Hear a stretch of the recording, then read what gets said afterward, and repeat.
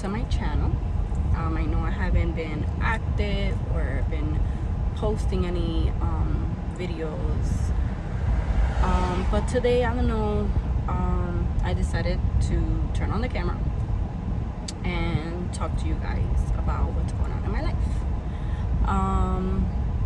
So most of y'all know that if y'all see my other videos, y'all know that my daughter was fighting cancer, and I couldn't come across how to talk to you guys about how I've been.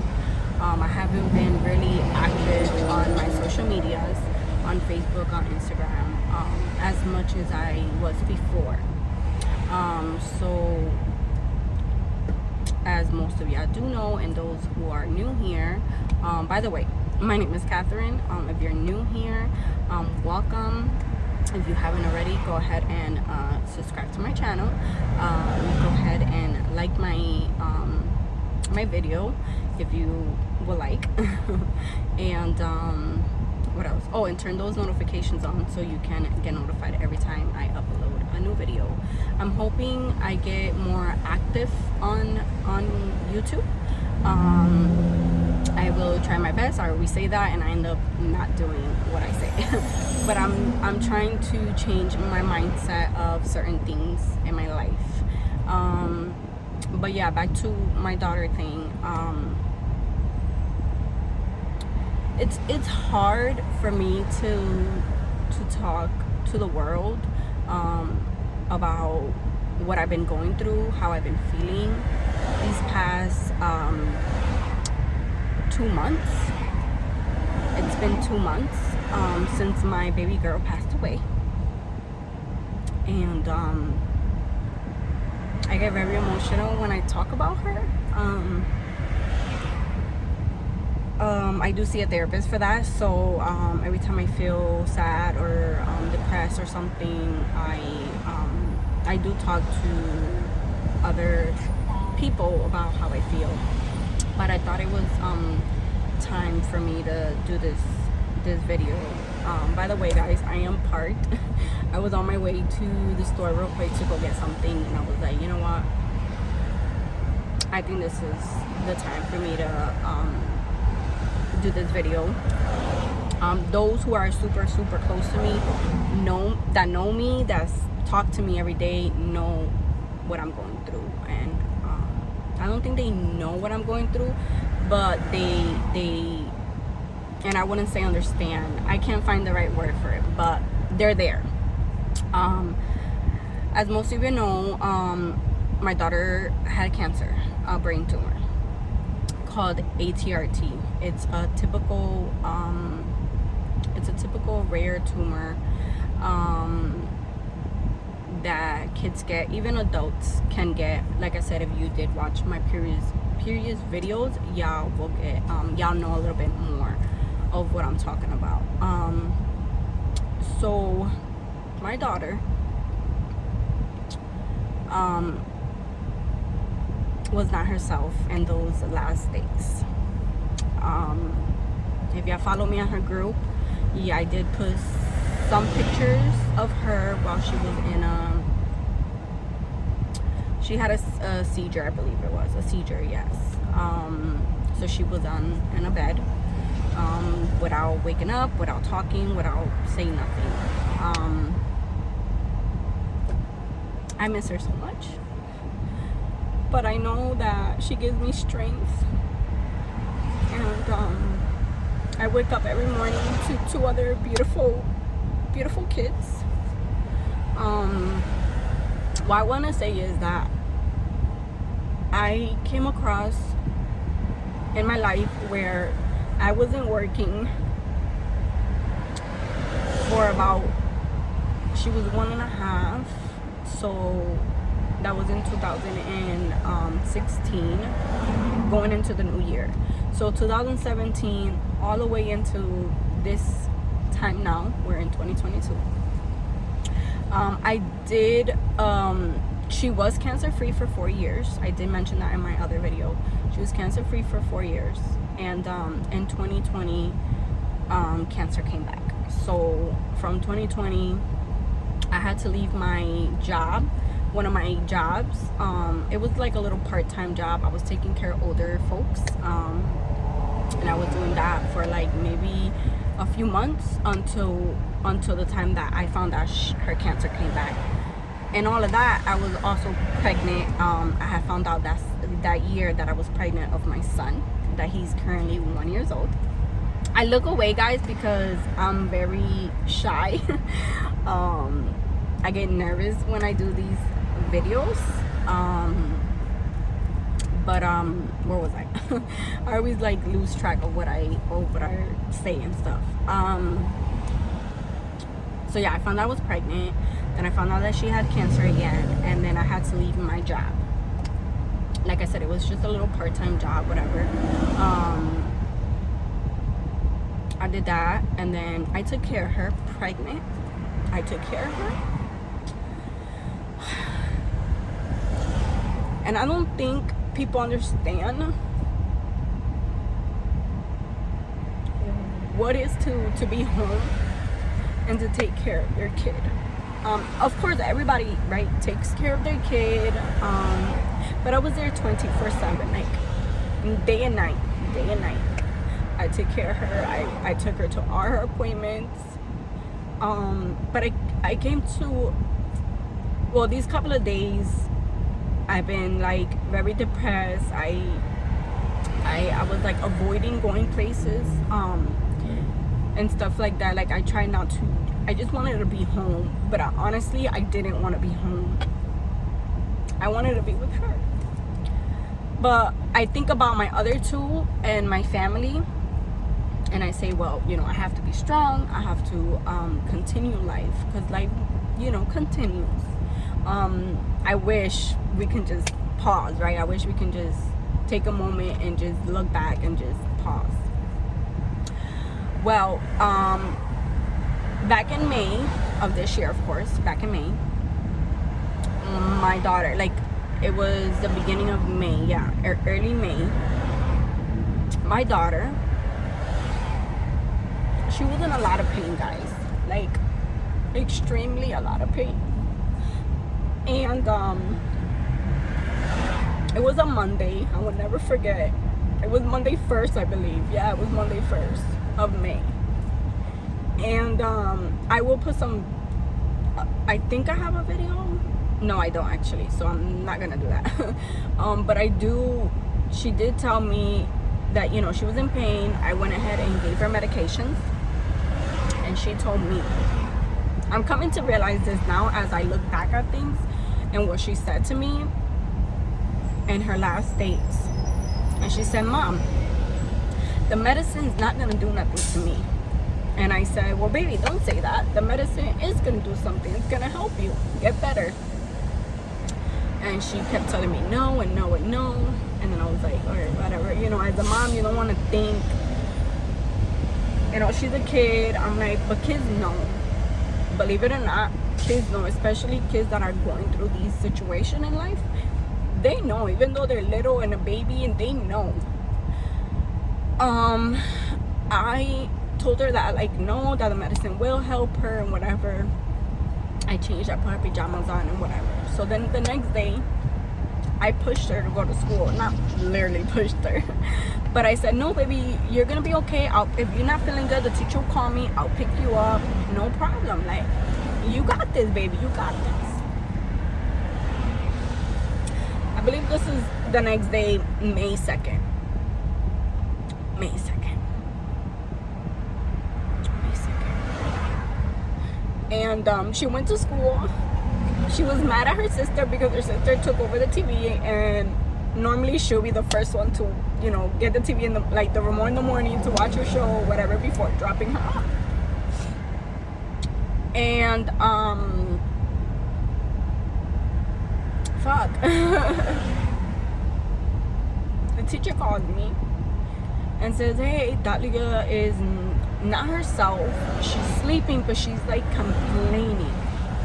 And I said, yeah, I noticed that too, you know, because once again, I'm her mom. I'm with her 24/7. I know everything that's going on with her. I picked her up. I brought her home.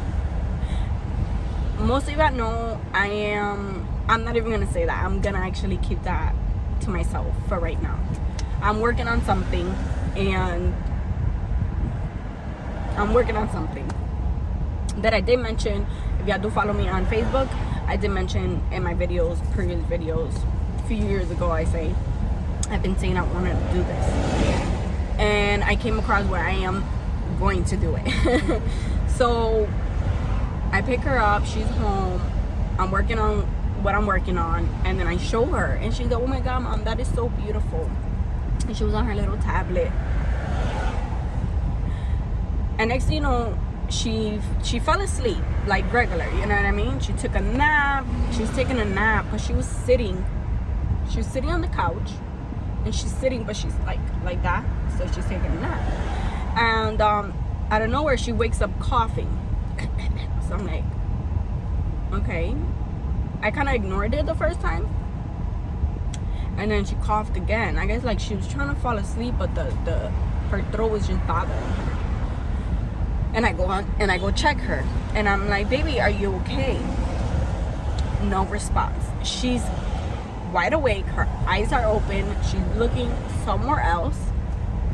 And I go, Dolly, are you okay? No response.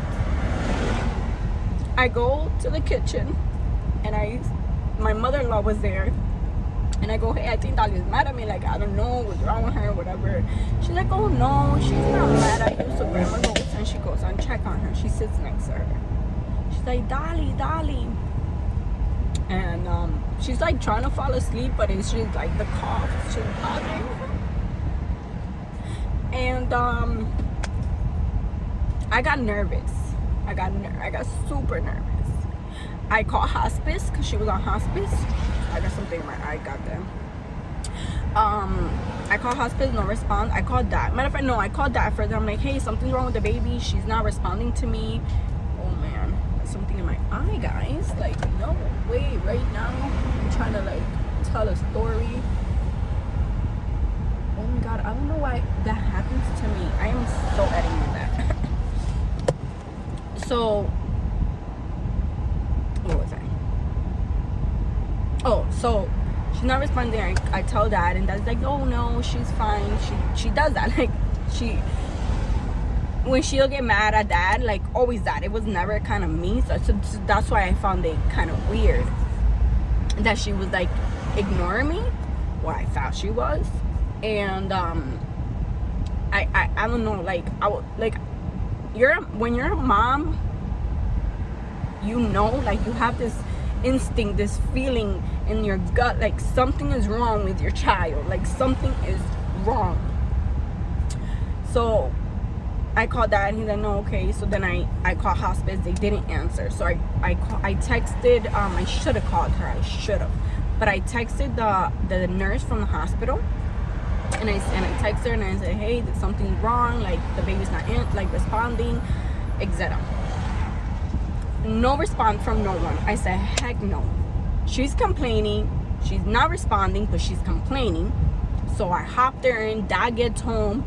We rush her to I live in Massachusetts, and her hospital was in Connecticut. So I drove to Connecticut. It was only 45 minutes away. I drove her there because I'm not really a fan of the hospitals out here where I live. So I drove her to where she currently gets seen. And we get there, and we waited like 2 minutes. She is a cancer patient, so they have to see her faster, you know. So we bring her in. Dad picks her up. He weighs her. The moment he sits her down, like less than like seconds, her eyes started rolling. And I'm like, I tell my husband, like, hey, the baby, like something's wrong. The nurse was right there. They rushed her to the other room. Guys, my daughter was having a seizure. She was having a freaking seizure, okay? So can you just imagine if I would have waited? I would have waited for hospice, the nurse, whoever. So my daughter didn't wake up from the freaking seizure. She didn't wake up.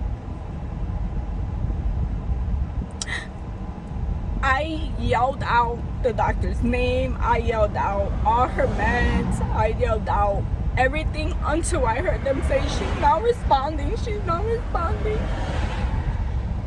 I dropped on the floor and they put me on a bed on the other side, whatever.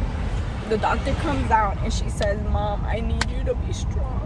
I need you to be strong for her. I need you to be there for her. And like a light bulb just blinked in my head. And like, bitch, get up. Your daughter needs you. Your husband needs you. Because it's like, I'm the strong one. I'm like weak but strong at the same time. And guys, she never woke up. She never woke up from that seizure. And honestly, there was really, really nothing to do for her. She was going. So we brought her to ICU. There was no if she needed to be intubated, we said no. There was really no point for that. And definitely we was not gonna do what is it called, no recitation. So I just kind of like I'm just trying to figure out the words. There was no recitation, no DR. That's what I was looking for. And so I had to sign papers stating no recitation. Like, I did not need ambulance, fire department, police coming to my house when I have 2 other babies. And my oldest is 9 years old, okay? 9 years old. And that's a whole nother video. My daughter lasted 3 weeks because she was trying to be strong. They said that she could hear us, so I talked to her. Oh, so they brought her to ICU. The nurse came and said, Kathy, if you want me to be her nurse, we have to bring her up to the 8th floor. I said, okay. We did that night, and then I begged them. I said, I want to bring my daughter home. Like, if there's nothing for you to do here, like, there was nothing for y'all to do for her, I'd rather be home and be comfortable in her princess room and her little dream castle. Because I always promised my babies that I'm gonna buy them a house, that they were gonna paint their rooms, they whatever they want in their rooms. And I did just that. And I'm proud of myself for that. So I brought her home on Wednesday. It was the 1st, the 2nd. On Wednesday 4th, I brought her home. And my house got so full of people that weren't really there. Not really there. Half of them was there, and the other half wasn't really in my life. So it was hard, like seeing everybody there because my daughter's passing. It wasn't because of a party. It wasn't because we all got together. No, it was because, they wanted to be there to kind of support me because my baby was sick.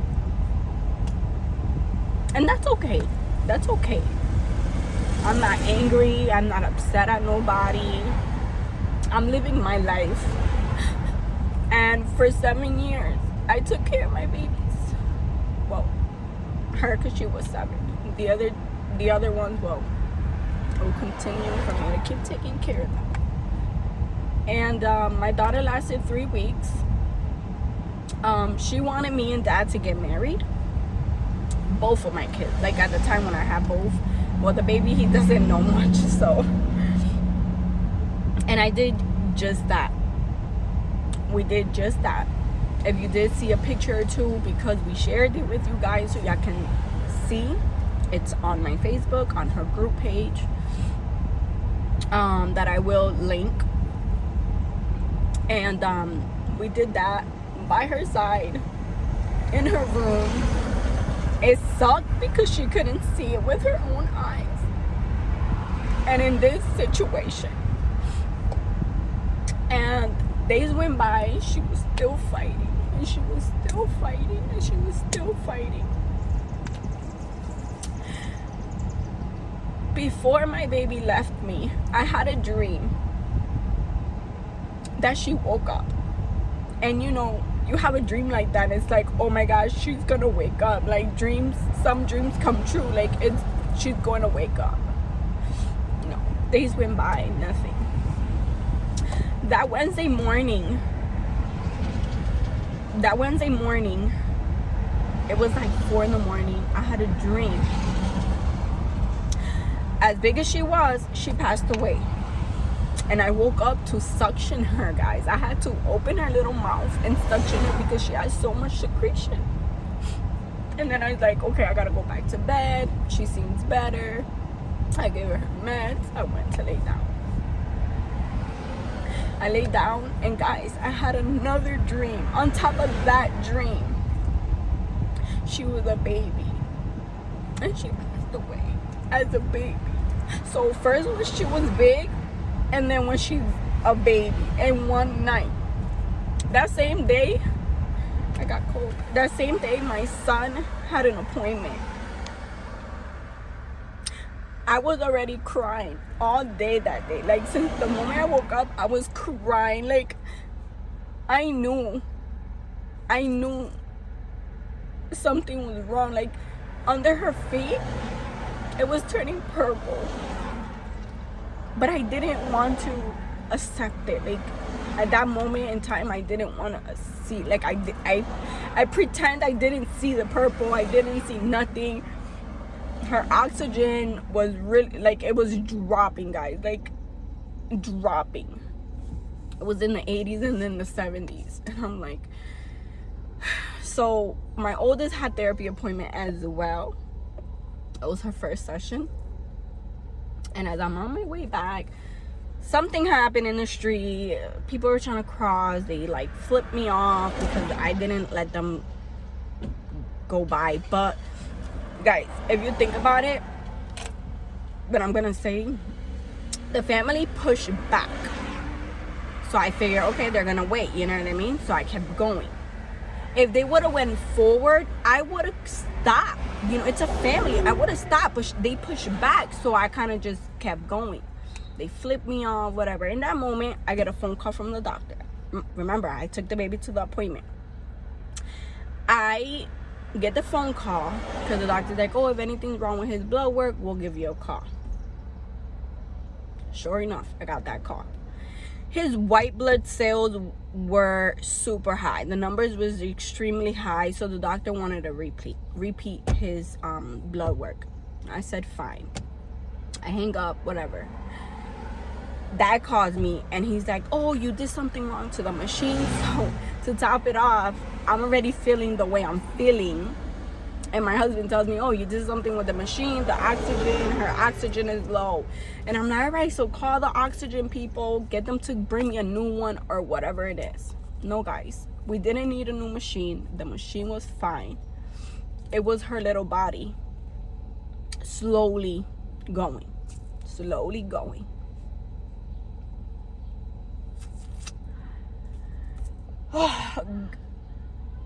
I told my baby girl that it was okay to go. I told her, baby, it's okay. I don't want you to suffer as much as I want you here with us. It's okay. I barely slept for those 3 weeks. I barely slept. And if I slept, was a lot. It was a lot. But I barely slept because all I kept thinking was, I gotta be with her, I gotta check her. And there was people in my house helping, and I appreciate every single person. And if I haven't told you, I appreciate you guys. I love you guys so much, so deeply in my heart. Y'all will always be in my heart. Every single person that still looks for me, still check up on me. Those who speak Spanish, I'm not really a Spanish speaker. I speak Spanish, but I don't really like it. So yeah, so they can I'm telling you guys que lo amo mucho y gracias por estar ahí conmigo cuando todo me pasó con mi nena. Lo amo a todito. Si no le dije o algo, pues le estoy diciendo por este video. Lo amo mucho y gracias por estar en mi vida. So yeah, so it was like 5 in the afternoon. I called my mom. I told my mom, hey, I think the baby's going on me. Her feet is purple. She's cold. I was like in a little shock moment when all that happened. Like, I didn't want to talk to nobody. Like, my baby girl just loved me.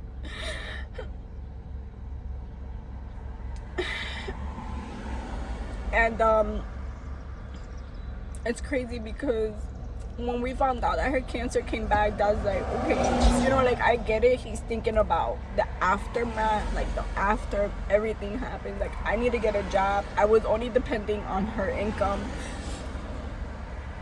And at first I was like, oh, I don't got time for that. Like, I don't want to think about that. Like, I don't know how I'm gonna be or how I'm gonna act, or I don't know. Like, can we not talk about that? She's still here. She's still kicking. She's still fighting. We're fighting with her, like, period. We're here today, guys. We're here today. And I bought a house, and mortgage needs to get paid, car payment needs to get paid.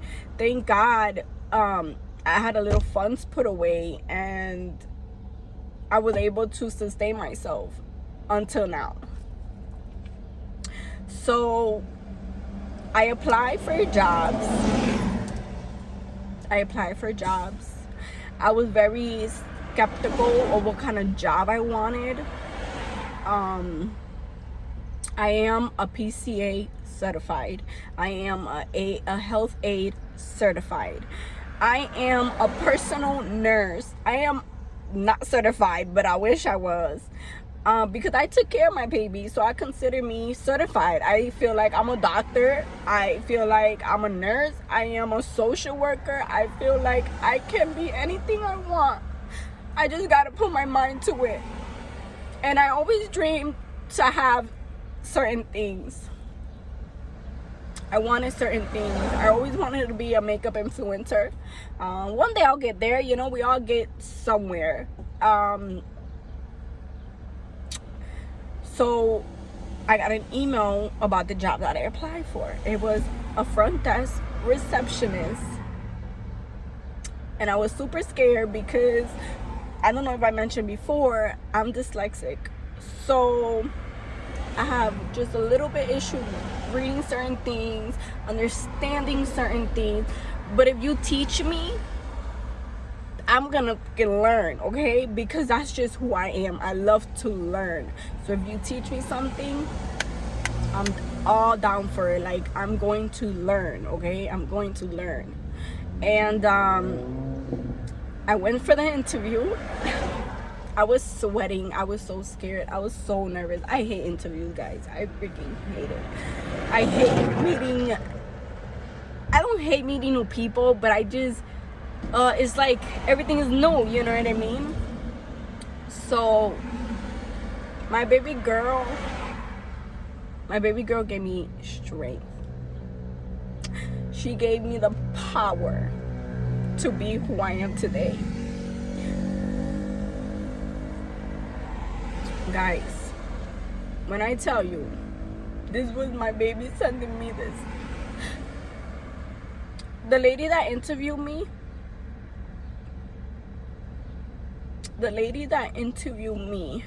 I was supposed to be interviewed on a Monday, okay, guys? And it didn't happen. It was Monday last week. So we on May 27th. I mean, not May, I'm sorry guys. July 27th. So it was last week. I forgot what day it was, but it was last week. And I went, they canceled on me, so I left. So that day I did feel very like depressed, very like I felt like I wasn't worth nothing, like I couldn't do nothing, that I won't be able to accomplish all the dreams and goals that I have. But I'm wrong. But I was wrong that day. And knowing, like I knew that I had the interview the next day, knowing. But girl, when you're on your menstrual, your emotions, your hormones are like twice worse. I go to the interview, I meet this lady, wonderful lady, that now she will be my boss. And I don't know if I should be saying this, but come to find out, she was out on Monday because she was in Boston, Massachusetts, in the same hospital my daughter was, to get treated for cancer. My boss had a tumor. She was having seizures and they didn't know why, but come to find out that it was because she had a tumor in her head. So now she's going through treatment and stuff. As she told me, they took out some of it, so you have to go to treatment for it. I don't know, guys. I don't know, because signs are so crazy. Like, you don't think about these things, but it's like, I was supposed to meet this woman.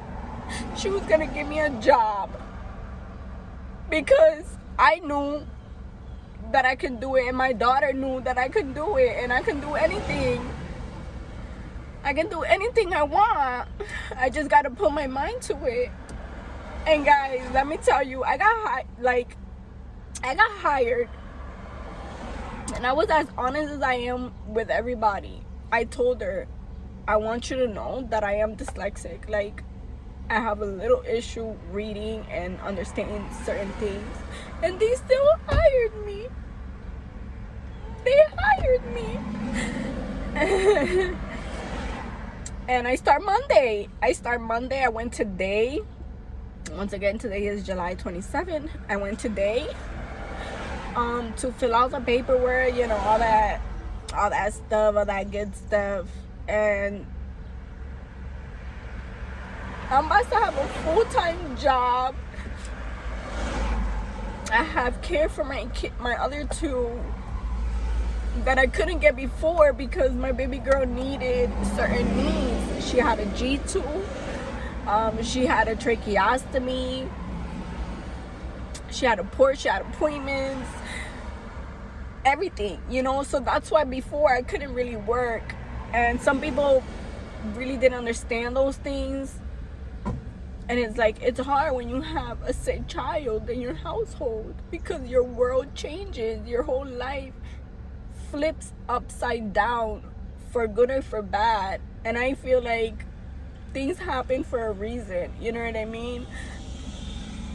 Like, her purpose in this world, it meant something. And I have big things coming, big things that I want to do, and honoring my baby girl, my flower. So yeah, guys, I felt like I had to share that with you guys. Currently, right now, I'm doing okay. It hurts me a lot to talk these things to like the world, because I mean, I don't know how many people are gonna be watching this video, but this was my experience in my life, and I got so much more to show. So don't forget, guys. Don't forget, I'll be here. I'll be here, and I'm gonna try to stick here on this channel. I want to do more memories with my family. I want to do a lot of things that I thought I couldn't do for some reason. I just thought about the world differently, and I came across that, you know, you have to work hard to have that type of lifestyle or whatever it is that you want. And shit, I bought a house without having a job, okay? Because I knew that my priority was to buy my house for my kids, for my family, and I did that. And I'm proud of myself for that. And I'm proud of myself for every other accomplish that I have accomplished.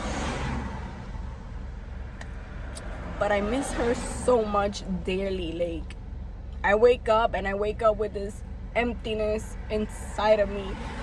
But I know she's there, and I know she will always be with me and those who surrounded her, and she loves so many people. Like, it's amazing, but it's sad at the same time. I hope y'all like this video.